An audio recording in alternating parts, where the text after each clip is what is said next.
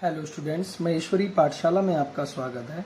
आज हम बाल राम कथा की सीरीज में थर्ड चैप्टर पढ़ रहे हैं जिसका नाम है दो वरदान। ठीक है, चलिए। राजा दशरथ के मन में अब एक ही इच्छा बची थी, राम का राज्याभिषेक। उन्हें युवराज का पद देना। अयोध्या लौटने के बाद से ही उन्होंने राम को राजकाज में शामिल करना शुरू कर दिया था। राम यह जिम्मेदारी अच्छी तरह निभा रहे थे। उनकी विनम्रता, विद्वता और पराक्रम का लोहा सभी मानते थे। प्रजा उनको चाहती थी, यानी उनको प्रेम करने लगी थी, मतलब वो पराक्रमी थे भगवान राम। दशरथ के लिए तो वह प्राणों से प्यारे थे ही। अब जो राजा दशरथ जो थे अपने प्राणों से ज्यादा उनको प्रेम करते थे। दरबार में राम का सम्मान निरंतर बढ़ता जा रहा था। राजा दशरथ वृद्ध हो चले थे। मुनि वशिष्ठ से विचार विमर्श के बाद एक दिन उन्होंने दरबार में कहा, मैंने लंबे समय तक राजकाज चलाया, जैसा बन पड़ा अब मेरे अंग शिथिल हो गए, यानी मेरा शरीर जो है धीरे धीरे ठंडा सा होने लगा है। मैं वृद्ध हो चला हूँ। मैं चाहता हूँ कि यह कार्यभार राम को सौंप दूं। किसको सौंप दूं? राम को। अगर आप सब सहमत हो तो राम को युवराज का पद दे दिया जाए। मतलब उन्होंने सभी लोगों से पूछा जो उनके मंत्रीगण थे, तो बात हुई। अगर आपकी राय इससे भिन्न है तो मैं उसे पर भी विचार करने को तैयार हूं। उन्होंने कहा कि अगर किसी की और कोई राय है तो मुझे बता सकते हैं। सभा ने तुमुल ध्वनि से राजा दशरथ के प्रस्ताव का स्वागत किया। राम की जय जयकार होने लगी। राम की जय जयकार होने लगी। दशरथ थोड़ी देर तक सुनते रहे। संतोष के साथ उन्होंने कहा, शुभ काम में देरी नहीं होनी चाहिए। मेरी इच्छा है कि राम का राज्याभिषेक कल सुबह कर दिया जाए। मतलब कल सुबह ही राम को राज्याभिषेक दे दिया जाए। यह समाचार पलक झपकते पूरे नगर में फैल गया। हर तरह बस यही चर्चा थी। राज्याभिषेक की तैयारियां शुरू हो गई, यानी राज्याभिषेक की, कल उनको राज्याभिषेक होगा, इसकी तैयारियां चालू हो गई। भरत और शत्रुघ्न उस समय अयोध्या में नहीं थे। क्या बताया? भरत और शत्रुघ्न जो थे अयोध्या में नहीं थे। वे अपने नाना केकय राज के यहाँ गए हुए थे, यानी अपनी नानी के घर गए हुए थे। भरत जब भी अयोध्या लौटने की बात करते, नाना उन्हें रोक लेते। भरत को अयोध्या की घटनाओं की सूचना नहीं थी। मतलब अयोध्या में क्या घटना घट रही है, क्या चल रहा है, वो उनको पता नहीं था। उन्हें अपने पिता के निर्णय के संबंध में नहीं पता था। यह जानकर भी नहीं थी कि अगले दिन राम का राज्याभिषेक होने वाला है, यानी उन्हें कोई जानकारी ही नहीं थी कि अगले दिन राम का राज्याभिषेक होने वाला है। केकय से एक दिन में भरत और शत्रुघ्न का आना संभव नहीं था, यानी एक ही दिन में वो लोग आ जाएं, ऐसा संभव नहीं था। राजा दशरथ ने इस संबंध में राम से चर्चा की। कहा कि भरत यहाँ नहीं है, पर मैं चाहता हूँ कि राज्याभिषेक का कार्यक्रम ना रोका जाए। उन्होंने क्या कहा कि राज्याभिषेक का जो कार्यक्रम है उसको नहीं रोका जाए। उन्होंने राम से कहा, जनता ने तुम्हें अपना राजा चुना है, यानी जो जनता है, प्रजा है, उन्होंने उनको क्या चुना है? राजा चुना है। तुम राजधर्म का पालन करना, कुल की मर्यादा की रक्षा अब तुम्हारे हाथ में है। क्या कहा उन्होंने? कुल की जो मर्यादा है, यानी जो रघुकुल की जो रीतियां चली जा रही हैं, मर्यादाएं हैं, वो सब अब तुम्हारे हाथ में है। राज्याभिषेक की तैयारियां रानी केकई की दासी ने भी देखी। मंत्रा ने शुरू में उसे इस चहल पहल का कारण समझ में नहीं आया। उसने इसे कोई अन्य अनुष्ठान समझा, नहीं, उसको लगा कि कोई अन्य अनुष्ठान चल रहा है। इतनी रौनक, ऐसी सजावट, ऐसा कुछ उसने अन्य अनुष्ठानों में नहीं देखा था। उसे अचंभा हुआ। फिर उसने रानी कौशल्या की दासी से पूछा। उसे तब पता चला कि कल राम का राज्याभिषेक होने वाला है। यह उत्सव उसी के लिए है। मंत्रा जल भुन गई। मंत्रा क्या हुई? जल भुन गई। राम का राज्याभिषेक उसे षड्यंत्र लगा। देखो, मैं आपको एक चीज बताता हूँ। वैसे जो तुलसीदास जी की जो रामायण है उसके अंतर्गत क्या है, जो मंत्रा को यहाँ बताया गया है कि मंत्रा ने जल भुन गई या ऐसा कुछ हुआ, लेकिन मंत्रा इस प्रकार की नहीं थी। जो उसकी बुद्धि थी सरस्वती माता ने चेंज की, यानी उनकी बुद्धि को बदला गया। समझ रहे हैं बात को? यानी वो बहुत ही अच्छी थी, वो भी राम को बहुत प्रेम करती थी। लेकिन अब अगर ऐसा ना होता, अगर राम वनवास को नहीं जाते तो जो राक्षस थे वो कैसे मरते? तो देवताओं ने उनकी बुद्धि को बदला। ठीक है। उसे तब पता चला कि कल राम का राज्याभिषेक होने वाला है, यह उत्सव उसी के लिए है। मंत्रा जल भुन गई। राम का राज्याभिषेक उसे षड्यंत्र लगा। केकई के विरुद्ध वह केकई की दासी थी। बचपन से केकई के का हित करने लिए सर्वोपरि था। मंत्रा उसे अपना हित मानती थी। वह केकई की मुंह लगी थी, मतलब केकई की मुंह लगी थी, यानी केकई उसकी बात मानती थी। रानी केकई भी उसे बहुत मानती थी। क्रोध से आग बबूला मंत्रा रनिवास की ओर भागी। सीधे केकई के कक्ष में वह हाँफ रही थी। क्रोध से चेहरा लाल था। भागने के कारण सांस उखड़ रही थी। उसने रानी केकई को सोते हुए देखा। किसी तरह स्वयं को संभालते हुए मंत्रा ने कहा, अरे मेरी मूर्ख रानी, उठ, तेरे ऊपर भयानक विपदा आने वाली है। यह समय सोने का नहीं है। होश में आओ, विपत्ति का पहाड़ टूटे इससे पहले जाग जाओ। यानी उसको जगा रही है, कह रही उठो कि विपत्ति आने वाली है। रानी केकई नींद से चौंक कर उठी। उन्हें मंत्रा की बात समझ में नहीं आई। बात क्या है? तुम इतना घबराई क्यों हो? अब कुशल तो है, सब कुशल तो है? उन्होंने पूछा। केकई ने पूछा मंत्रा से, कैसा कुशल, कैसा मंगल? सब अमंगल होने वाला है, यानी सब अमंगल, यानी कुछ भी अच्छा नहीं होने वाला है। तुम्हारे सुखों का अंत महाराज दशरथ ने कल राम का राज्याभिषेक करने का निर्णय लिया है। यानी उन्होंने बताया कि राम का कल राज्याभिषेक होने वाला है, ये ऐसा निर्णय महाराज दशरथ ने लिया है। अब राम युवराज होंगे। ठीक है, यह तो बहुत शुभ समाचार है। केकई ने प्रसन्नता से अपने गले का हार उतारकर मंत्रा को दे दिया। देखिए, वो भी बहुत खुश हुई। केकई जो थी, अभी उसकी बुद्धि बदली ही नहीं है, वो भी बहुत खुश हुई। उसने अपना खुशी से, जैसे देते हम खुश हो जाते हैं तो सामने वाले को कुछ भी उठा करके दे देता, तो उसने अपने गले का हार उठा करके किसको दे दिया? मंत्रा को दे दिया। मैं बहुत प्रसन्न हूँ। राम युवराज पद के लिए हर तरह से योग्य हैं, क्योंकि उन्हें भी पता था कि राम ही हैं, बड़े पराक्रमी हैं, तो राम ही उसके लिए एंटाइटल्ड है। रानी, तुम्हारी बुद्धि फिर गई है, मति मारी गई है। सवाल राम की योग्यता का नहीं है, राजा दशरथ के षड्यंत्र का है। किसका है? राजा दशरथ के षड्यंत्र का है, तुम्हारे अधिकार छीनने का है। मंत्रा ने हार दूर फेंकते हुए कहा, यह षड्यंत्र नहीं तो क्या है? कल सुबह राज्याभिषेक है। भरत को जानबूझकर ननिहाल भेज दिया, समारोह के लिए बुलाया तक नहीं। मतलब वो उसके कान भरने लगी है। मंत्रा जो है लिटरली केकई के कान भर रही है। और उसने बताया कि भाई जो भरत जो हैं उनको ननिहाल भेज दिया, उनके पास कोई जानकारी नहीं है, और ये तेरे साथ जो राजा जो हैं, राजा दशरथ जो हैं, वो षड्यंत्र खेल रहे हैं। देखिए कैसे बुद्धि किसी की बदली जाती है, ये आप यहाँ रामायण से सीख सकते हैं। ठीक है, किसी के मन में दुर्विचार लाना, ये कैसे, ये रामायण में जो मंत्रा ने केकई के साथ किया। केकई का स्वर्ग उग्र हो गया। उन्होंने मंत्रा को डांटते हुए कहा, राम के प्रति मेरा अगाध स्नेह है, वह मुझे माँ के समान मानते हैं। ठीक है, अभी भी प्रेम कह रही है कि वो जो है मुझे माँ के समान मानता है। ठीक है, तुझे इसमें षड्यंत्र दिखाई देता है, इसमें षड्यंत्र नहीं है। राम के बाद भरत ही राजा बनेंगे।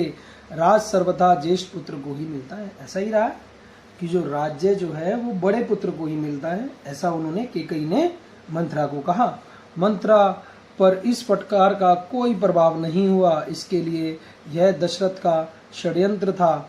वह रानी केकई के पलंग पर बैठ गई। उनके बहुत निकट केकई के चेहरे की ओर देखते हुए उसने कहा, तुम बहुत भोली हो, नादान हो, तुम्हें आसान संकट नहीं दिखता, यानी आने वाला संकट नहीं दिखता। दुख की जगह प्रसन्नता होती है। इस बुद्धि पर किसी को भी तरस आएगा, समझो रानी। यानी अब वो किस तरीके से उसको समझा रही है। देखिए उसके दिमाग में औरत के दिमाग में किस तरीके से डाल रही है चीजें। राम राजा बने तो तुम कौशल्या की दासी बन जाओगी। देखो जी कहाँ तक ले आई, दासी बन जाओगी। भरत राम के दास हो जाएंगे। अब देखो क्या कह रही है, जो भरत जो है राम के दास हो जाएंगे, वह राजा नहीं बनेंगे। राम के बाद अगला राजा राम का पुत्र होगा। अनर्थ को अर्थ समझने की मूर्खता मत करो रानी। राम को राज मिला तो वे भरत को देश निकाला दे देंगे। भाई साहब देखिए कहाँ तक पहुंच गई। कि देश निकाला दे देंगे अगर राम को राज्य मिल गया। अरे भाई भाई को क्यों बिना बात के क्यों परेशान करेगा ऐसे। और राम जैसा राजा, सोचने वाली बात है। देखिए किस तरीके से किसी की बुद्धि को मैनिपुलेट किया जाता है, वो समझ गए आप। वे भरत को दंड देंगे, इस तिरस्कार से भरत की रक्षा करो। रानी कोई ऐसा उपाय करो कि राजगद्दी भरत को मिले और राम को जंगल भेज दिया जाए। क्या लिया ये, कह रही है कि भरत को जो है राजगद्दी मिल जाए और राम जंगल चले जाएं, ऐसी कोई योजना बने। कैकई पर मंत्रा की बातों का असर होने लगा, उसका सिर चकरा गया। देखिए तुलसीदास जी की चौपाई आती है रामायण के अंदर, वहां कहते हैं कोई होए निरप हमें का हानि, चेरी छोड़ हों न रानी। मतलब जो बहुत ज्यादा समझाती रही, बहुत ज्यादा समझाती रही मंत्रा कैकई को, जब वो उसकी बात नहीं मान रही थी, तब उसने कहा, क्या कहा, कोई होए निरप हमें का हानि, चेरी छोड़ हूं न रानी। कोई राजा बने हमें क्या मतलब, और जो मैं तुम्हारी दासी हूं मैं तो दासी बन के रहूंगी। तब थोड़ा सा उनके कैकई के दिमाग में क्लिक किया कि इसका कोई मतलब भी नहीं है, और तब भी मुझे समझाए पड़ी है। अब जब देखें फिर कैकई की बुद्धि पलट गई। अब देखिए कैकई पर मंत्रा की बातों का असर होने लगा। देखिए पिछले पेज से अब तक वो समझाती रही है, लेकिन फिर भी नहीं मानी। लेकिन अब धीरे धीरे उसकी बातों का असर उनके ऊपर होता चालू हो रहा है। उनका सिर चकरा गया, वह पलंग से उठी तो पांव सीधे नहीं पड़े, आंखों में आंसू थे, मन भारी हो गया। प्रसन्नता की जगह अव्यक्त क्रोध ने ले ली। मंत्रा के तर्कों में उन्हें सच्चाई दिखने लगी। देखें उसकी बात को, जो गलत बातें थी उसमें भी कैकई को सच्चाई नजर आने लगी। तुम ही बताओ मैं क्या करूं, कैकई ने आंसू पोंछते हुए मंत्रा से कहा।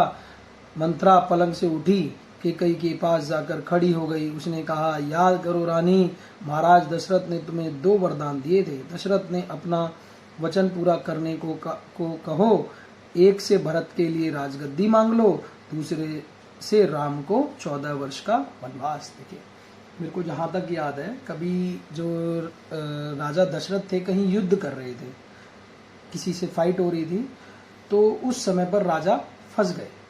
तो क्या किया उस समय कैकई ने, जहां तक मुझे ध्यान है, कैकई ने क्या किया, उनको उनसे बचाया।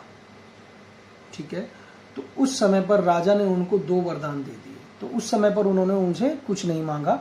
तो उन्होंने कहा वक्त आने पर जब मुझे जरूरत होगी तब मैं आपसे 2 वरदान ले लूंगी। तो राजा ने भी कह दिया कि जब आप चाहें जब ये वरदान ले सकती है। तो अब वही 2 वरदान उसने याद दिलाए। किसने, कैकई ने। तो उसने क्या क्या कहा, पहले में तो भरत को राजगद्दी दे दो और दूसरे में 14 वर्ष का वनवास दे दो। बड़ी मधुर कथाएं हैं रामायण की, ध्यान से पढ़ने की चीजें हैं। कैकई का चेहरा तमतमाया हुआ था, उन्हें मंत्रा की बात ठीक लगी। उनके मन में एक प्रश्न अब भी था, यह बात दशरथ से कैसे कहें। अब ऐसा है ना कि कैसे इस अपनी बात को रखें, उन्हें रनिवास बुलवाएं या प्रतीक्षा करें। मंत्रा ने कैकई के मन की बात भांप ली। उन्होंने कहा, तुम मैले कपड़े पहनकर कोपभवन चली जाओ। कोपभवन क्या होता है, वहां बिल्कुल शांत रोते रहो बैठ के। कोपभवन में चली गई, और कैसे, मैले कुचैले कपड़े पहनेंगे। ठीक है, महाराज दशरथ आए तो उनकी और मत देखो, बात मत करो। ठीक है, तुम उनकी प्रिय रानी हो, तुम्हारा दुख देख नहीं पाएंगे। बस उसी समय तुम उन्हें पिछली बात याद दिलाना, दोनों वचन मांग लेना। जब तुम्हें चांस लगे कि राजा तुम्हारे बातों में आ गए, उसी समय पर अपना मत रख देना और दोनों वचन मांग लेना। देख रहे, औरत औरत की दुश्मन। ठीक है, किस तरीके से उसने रानी कैकई की बुद्धि को बदलाया, किस तरीके की बातें कर रखी। मैं ऐसा ही करूंगी, महाराज का षड्यंत्र सफल नहीं होने दूंगी। देखो जी, बिल्कुल फिक्स हो गई है। मंत्रा का लक्ष्य पूरा हो गया था। चलते चलते उसने रानी कैकई से कहा, राम के लिए 14 वर्ष से कम वनवास मत मांगना। भरत इतने समय में राजकाज संभाल लेंगे। जब तक राम लौटेंगे लोग उन्हें भूल चुके होंगे। ठीक है जी, अब जल्दी करो रानी, समय बहुत कम है। रानी कैकई को भवन चली गई। मंत्रा रनिवास से निकल गई, वो वहां से चली गई मंत्रा। दिन भर की गहमा गहमी के बाद महाराज दशरथ को रानियों की याद आई। तुरंत रनिवास की ओर चल पड़े उन्हें शुभ समाचार देने। सबसे पहले वह केकई के कक्ष की ओर मुड़े। केकई वहां नहीं थी। प्रतिहारी से पूछा, यानी जो साथ में थी उससे पूछा। पता चला कि वे कोप भवन में हैं। दशरथ को चिंता हुई। केकई कोप भवन में, परंतु क्यों, क्या कारण है? वह क्या इसलिए कि उन्हें अब तक सूचना नहीं मिली? उनको लगा कि उनको कोई इंफॉर्मेशन नहीं दी है, शायद इस वजह से गुस्से में वो कोप भवन में चली गई। लेकिन लीला तो कुछ और थी लीलाधर की। मैं उसे अवश्य मना लूंगा, दशरथ ने सोचा। दशरथ को भवन का दृश्य देखकर हैरान हो गए। उन्हें कुछ समझ में नहीं आया। केकई जमीन पर लेटी थी, बाल बिखरे हुए, गहने कक्ष में बिखरे हुए, कपड़े मैले। तुम्हें क्या दुख है? क्या हुआ तुम्हें? मुझे बताओ। अस्वस्थ हो? बीमार हो? राजवैद्य को बुलाऊं? राजवैद्य मतलब डॉक्टर, उनको क्या कहते थे? डॉक्टर, यानी राजवैद्य को बुलाऊं। दशरथ ने कई सवाल पूछे, कोई उत्तर नहीं मिला। केकई रोती रही।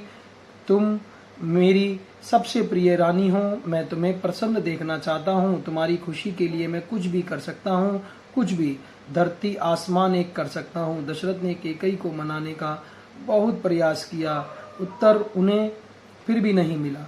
दशरथ भी भूमि पर बैठ गए, विनती करते रहे। हाँ, मैं बीमार हूँ, केकई ने कहा। मैं अपनी बीमारी के संबंध में आपको बताऊंगी, लेकिन पहले आप एक वचन दें, मैं जो मांगूं उसे पूरा करेंगे। देखिए क्या कह रही है, जो मैं मांगूं उसको पूरा करेंगे, पहले बताइए। राजा ने तत्काल हामी भर दी। कहा, मैं राम की सौगंध खाकर कहता हूँ, तुम्हारी हर इच्छा पूरी करूंगा। देखें, कभी भी खुशी में जब आप बहुत ज्यादा खुश हो ना, तो कुछ भी देने के लिए तैयार ना हो, संभले, सोचे कि सामने वाला क्या कहने वाला है। महाराज दशरथ ने राम की सौगंध ली तो केकई उठकर बैठ गई। देखिए जी, अब उसको पता चल गया कि जी अगर राम की सौगंध ले ली है तो अब तो ऑब्वियस है, जो मैं कहूंगी वही होगा। आप मुझे वे दोनों वरदान दीजिए जिसका संकल्प आपने वर्षों पहले रणभूमि में लिया था। देखिए, मैंने बताया ना, रणभूमि में कभी युद्ध के समय पर उन्होंने उनको सेव किया था, तो उस समय पर दो वरदान जो मांगे थे उन्होंने कहा कि मुझे, मैं आपको कभी भी ये दो वरदान आप मेरे से ले लेना। महाराज दशरथ ने हामी भरी। कल सुबह राज्याभिषेक भरत का हो, राम का नहीं, केकई ने कहा। दशरथ भौचक रह गए। दशरथ जो थे भौचक रह गए। यहाँ भी एक चौपाई आती है, देखिए फिर जो चौपाई आती है उसमें वो क्या कहती हैं। सुनहु प्राण प्रिय भावत जी का, देहु एक बर भरत ही टीका। यानी पहला जो मैं आपसे वचन मांग रही हूँ, वरदान मांग रही हूँ, उसमें आप भरत जी को टीका दे दीजिए, यानी राज्याभिषेक दे दीजिए। मांगहु दूसर वर कर जोरी, पूर्व नाथ मनोरथ मोरी। यानी मैं हाथ जोड़कर आपसे मांगती हूँ, तापस वेश विशेष उदासी, 14 वर्ष राम वनवासी। कह देती है कि पहले वरदान में मांग लेती है कि भरत जी को टीका दे दीजिए, राज्याभिषेक कर दीजिए, और दूसरे वरदान में जो राम हैं उनको तपस्वी के वेश में 14 वर्ष का वनवास दे दीजिए। ये मैं आपसे मांगती हूँ और ये मेरा ऐसा मनोरथ है, मैं राजा साहब आपसे ये मांगती हूँ। चलिए, कल सुबह राज्याभिषेक भरत का हो, राम का नहीं, केकई ने कहा। देखा, आ गया। दशरथ भौचक रह गए। उन पर वज्र प्रातपात सा हुआ। थोड़ा रुक कर केकई बोली, राम का 14 वर्ष का वनवास हो, यानी राम को 14 वर्ष का वनवास हो। देखिए कहाँ कथा चली गई। देखिए कि भगवान राम को जो अगले दिन सुबह ही राज्याभिषेक मिलने वाला है, ठीक है, और अगले ही रात को मंथरा ने केकई की बुद्धि को पलट दिया। बुद्धि को पलटने के बाद अब आप देखिए उसने क्या मांगा कि भरत को राज्याभिषेक मिल जाए और भगवान राम जो हैं वो 14 वर्ष के लिए वनवास के लिए जाए। सोचने वाली बात है, कितनी बड़ी खुशी राजा दशरथ को थी कि मैं अपने पुत्र को राजा बनाऊंगा, ठीक है। और अगले ही दिन वही कहाँ जा रहे हैं, वनवास कीजिए, 14 वर्ष का वनवास, बिल्कुल राजा दशरथ की आंखों से दूर। और देखें शुरू में कथा में इसी बुक में आया कि वो अपने प्राणों से ज्यादा प्रेम करते थे किसे, राम को। बड़ी मन थोड़ा ओझल सा हो जाता है, ऐसी की कथा है यहाँ पर। चलिए, दशरथ का चेहरा सफेद पड़ गया, कितना दुख हुआ उन्हें, आवक रह गए, सिर चकराने लगा, अभी मूर्छित होकर गिर पड़े। अरे गिर ही जाएगा इंसान भाई साहब। उस देर में राजा को होश आया, कैकेयी की ओर देखा, कड़े कातर भाव से बोले, यह तुम क्या कह रही हो, क्या कह रही हो? मुझे विश्वास नहीं होता कि मैंने सही सुना है। मैंने क्या सुना है? सही सुना है जो तुम कह रही हो। कैकेयी अड़ी रही। दशरथ कैकेयी की मांग को अस्वीकार करते रहे कि नहीं दूंगा, नहीं दूंगा, लेकिन उन्होंने कसम तो राम की खाई थी। अनर्थ बताते रहे। तब कैकेयी ने अंतिम हथियार चलाया, अपने वचन से पीछे हटना रघुकुल का अनादर है। देखें, रघुकुल रीत सदा चली आई, प्राण जाए पर वचन ना जाए। यहाँ अप्लाई हो गया कि उन्होंने कह दिया कि रघुकुल की रीत का अनादर है, पीछे हटना है अपने वचन से, आप चाहें तो ऐसा कर सकते हैं। कह दिया कि अगर आप ऐसा चाहते हैं तो कर सकते हैं, पर तब आप दुनिया को मुंह दिखाने योग्य नहीं रहेंगे।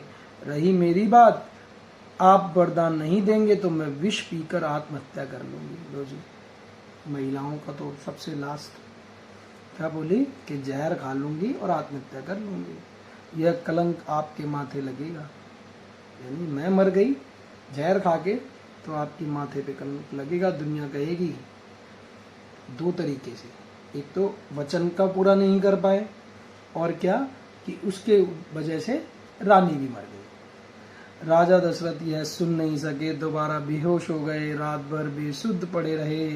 बीच बीच में होश आता, वह कैकेयी को समझाते, गिड़गिड़ाते, धमकाते, डराते, पर कैकेयी टस से मस नहीं हुई। सारी रात इसी तरह बीत गई। और क्या हो, बेचारे रोते रहे सारी रात, जगते फिर सोते, फिर समझाते, फिर सोते, फिर जगते, नहीं समझ। बड़ी दुखी कथा है, बड़ी दुख की कथा है। अगर समझा तो बड़ी परेशानी की राजा दशरथ की।